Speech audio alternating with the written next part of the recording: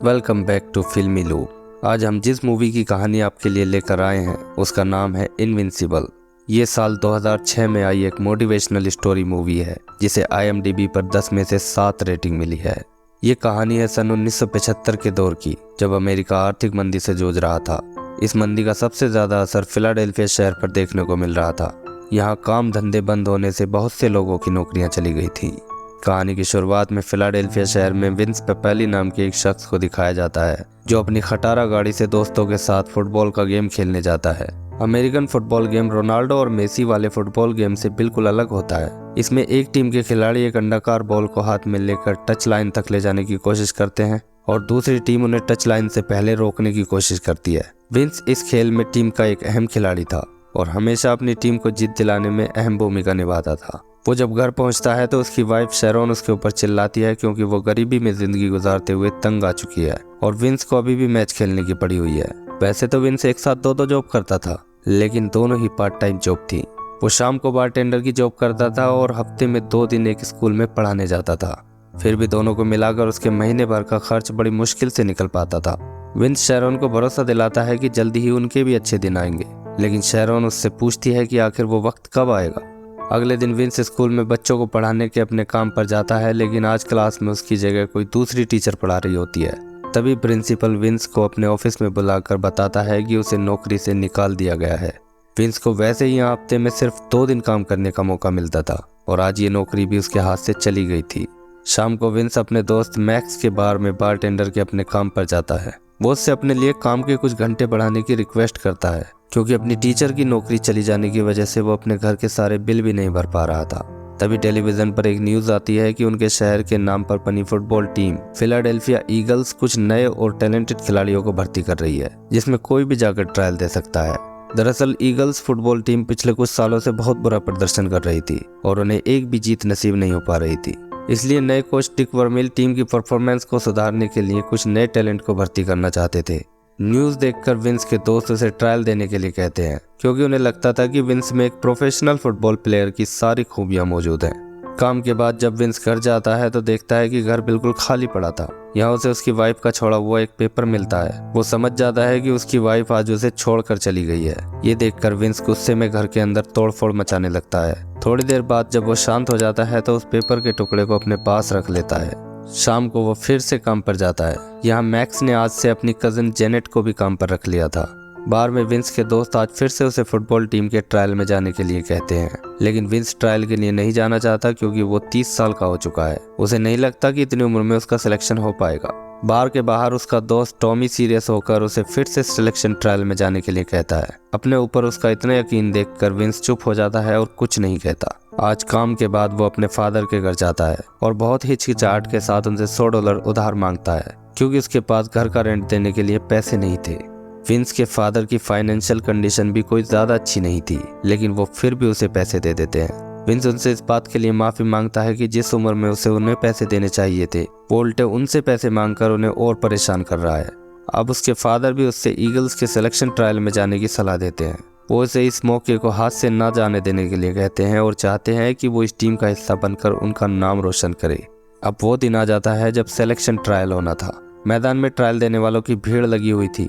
जब विंस अपना running test देता है तो कोच डिक वर्मिल और उनके असिस्टेंट कोच उससे बहुत इम्प्रेस हो जाते हैं क्योंकि विंस की रनिंग स्पीड कुछ प्रोफेशनल एथलीट से भी ज्यादा थी। अब कोच डिक कुछ और टेस्ट कराने के बाद आज का सिलेक्शन ट्रायल खत्म कर देते हैं और सब लोग वापस चले जाते हैं। शाम को विंस जब बार में अपने काम पर होता है तो टीवी पर न्यूज में बताया जाता है कि इतने लोगों में से सिर्फ एक शख्स को ईगल्स टीम के ट्रेनिंग कैंप के लिए सिलेक्ट किया गया है और वो कोई और नहीं बल्कि विंस पेपेली ही होता है। ये देखकर मैक्स और बार में मौजूद विंस के सभी दोस्त खुशी और एक्साइटमेंट में उससे लिपट जाते हैं और मैक्स इस खुशी के मौके पर बार में मौजूद सब लोगों को अपनी तरफ से एक एक ड्रिंक्स पिलाता है।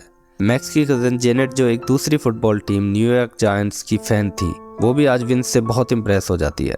काम के बाद बाहर आकर मैक्स विंस को अपनी तरफ से कुछ पैसे देता है और उससे अपना पूरा ध्यान ट्रेनिंग कैंप पर लगाने के लिए कहता है। विंस ये पैसे लेने से मना करता है, लेकिन मैक्स उसे जबरदस्ती पैसे दे देता है। अब वो जैसे ही घर के लिए जाने लगते हैं तो एक बड़े चैनल का टीवी रिपोर्टर वहां विंस का इंटरव्यू लेने के लिए आ जाता है।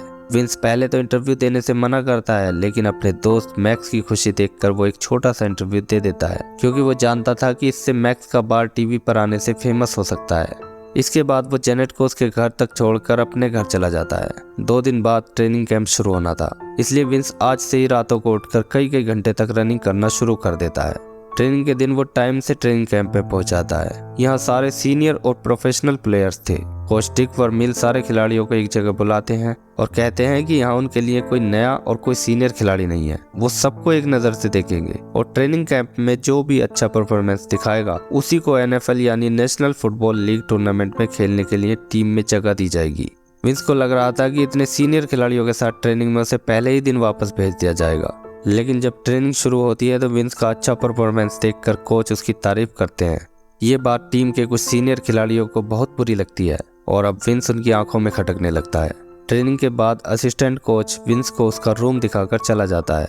इधर लॉकर रूम में जब सीनियर खिलाड़ी कपड़े बदलने के लिए आते हैं तो वहाँ उन्हें विंस का वो पेपर मिल जाता है जो उसकी वाइफ घर छोड़कर जाते वक्त उसके लिए लिख कर गई थी।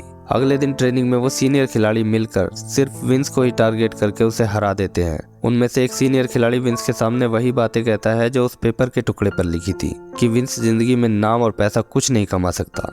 विंस ये सुनकर उस सीनियर खिलाड़ी से भिड़ जाता है, जिसके बाद स्टाफ और असिस्टेंट कोच को मिलकर उनका बीच बचाव कराना पड़ता है। अब कोच डिक वर्मील खिलाड़ियों की परफॉर्मेंस के आधार पर अगले लेवल की ट्रेनिंग के लिए एक शॉर्ट लिस्ट तैयार करते हैं, जिसके बाद उनका असिस्टेंट एक एक करके उन सभी खिलाड़ियों के रूम में जाता है जिन्हें अगले लेवल के लिए सिलेक्ट किया गया था।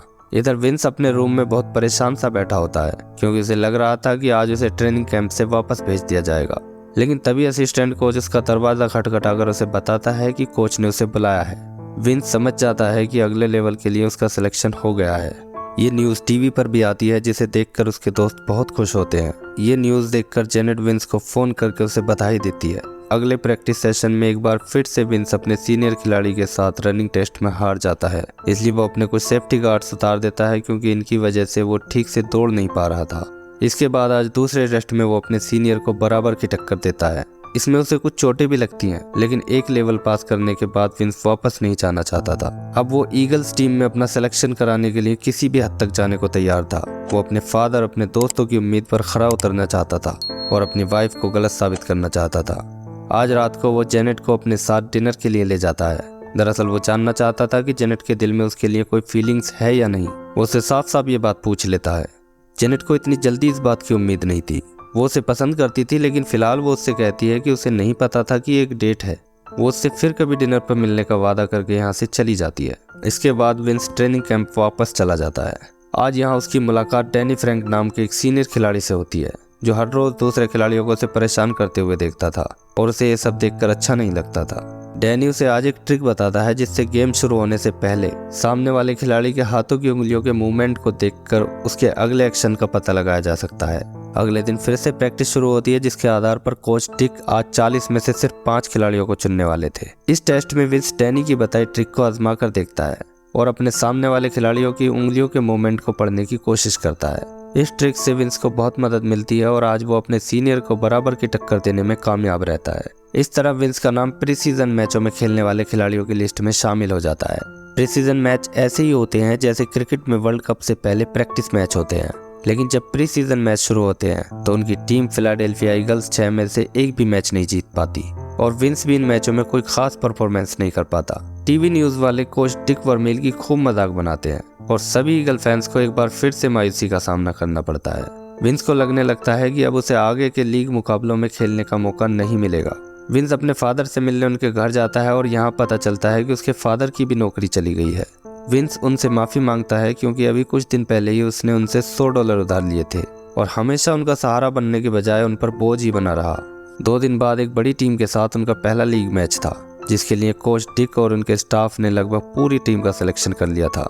लेकिन आखिरी एक प्लेयर की जगह को भरने के लिए 2 खिलाड़ियों के बीच मुकाबला था, एक विंस पेपेली और दूसरा एक सीनियर खिलाड़ी सैम्पसन।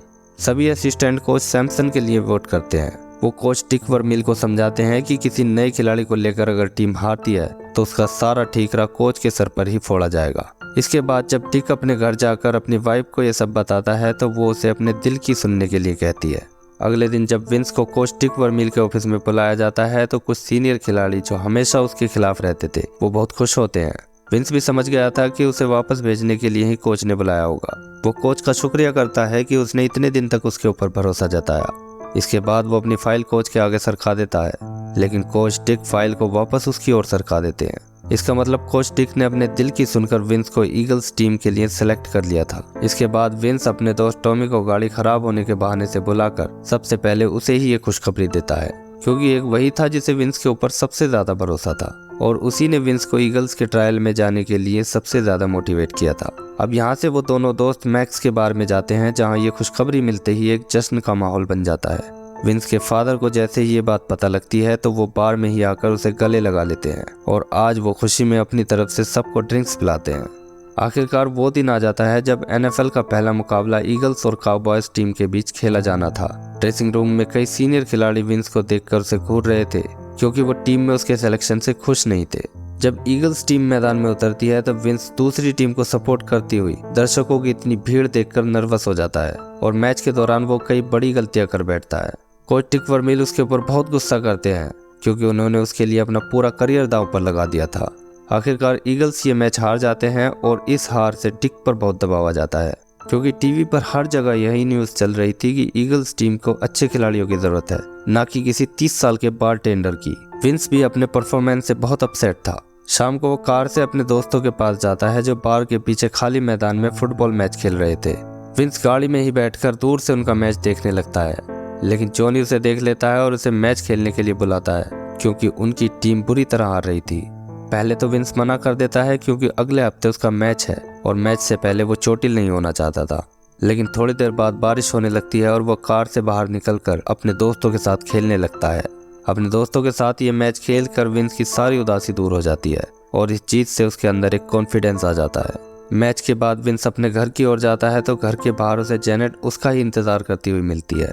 उस दिन डिनर पर विंस ने उसे अपनी फीलिंग्स बताई थी और आज वो विंस को अपनी फीलिंग्स बता देती है कि वो भी उससे प्यार करने लगी है। अब एक हफ्ते बाद ईगल्स टीम का अगला मैच अपने होम ग्राउंड पर ही न्यूयॉर्क जायंट्स टीम के साथ होता है, इसलिए यहाँ ज्यादातर लोग ईगल्स टीम को सपोर्ट करने वाले थे। ईगल्स के सपोर्टर्स अपनी टीम की सिर्फ एक जीत के लिए तरस गए थे। मैच से पहले कोच डिक अपनी टीम को एक पावरफुल मोटिवेशनल स्पीच देता है। वो मंदी की वजह से चल रही बेरोजगारी का हवाला देकर कहता है कि सिर्फ एक जीत शहर के लोगों की खो चुकी उम्मीदें लौटा सकती है। कोच की स्पीच के बाद सभी खिलाड़ी मैदान की ओर चल देते हैं, लेकिन विंस आज जाने से पहले उस पेपर को फाड़ देता है जिस पर उसकी वाइफ ने लिखा था कि वो नाम और पैसा कुछ भी हासिल नहीं कर सकता। अब मैच शुरू होता है और आज पहले ही मिनट में विंस न्यूयॉर्क जायंट्स के 3 खिलाड़ियों को अकेला ही गिराकर उन्हें बॉल टच लाइन तक ले जाने से पहले ही रोक देता है। ये देखकर ईगल फैंस में भी जोश भर जाता है और अब वो जोरों शोरों से अपनी टीम को सपोर्ट करने लगते हैं। कोच डिक विंस की तारीफ करते हैं और सारे खिलाड़ी विंस से लिपट जाते हैं। विंस की वजह से आज काफी अरसे बाद सारे खिलाड़ी एक टीम की तरह एकजुट होकर खेलना शुरू कर देते हैं। इसके बाद विंस अपनी टीम को और भी कई पॉइंट्स दिलाता है, लेकिन अब जायंट्स टीम के खिलाड़ी उसे ही घेर कर रोकना शुरू कर देते हैं और इस तरह जब मैच के आखिरी 20 मिनट बचते हैं तो स्कोर बराबरी पर आ जाता है। अब विंस आखिर में डैनी की बताई हुई ट्रिक का इस्तेमाल करके सामने वाले खिलाड़ी के अगले मूवमेंट को पहले ही समझ जाता है और टीम के खिलाड़ियों को अपने आप को फॉलो करने के लिए कहता है। वो अपने सामने वाले खिलाड़ी से बचकर तेजी से दौड़कर जायंट्स खिलाड़ियों से कुछ फासले से आगे निकल जाता है। इसके बाद वो आगे खड़े खिलाड़ी को जोर से टक्कर मारकर बॉल उससे छीन लेता है और तेजी से दौड़ता हुआ टच लाइन को पार कर देता है। इस तरह एक अरसे बाद ईगल्स टीम अपने फैंस को जीत का तोहफा देने में कामयाब हो जाती है।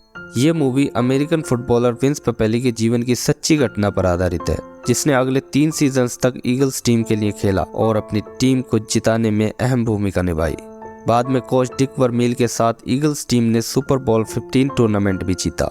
इस तरह विंस पेपेली की मेहनत और कोच डिक वर्मील के उसके ऊपर विश्वास की बदौलत ईगल्स टीम का सुनहरा दौर फिर से लौट आया। इसी के साथ ये मूवी एंड हो जाती है।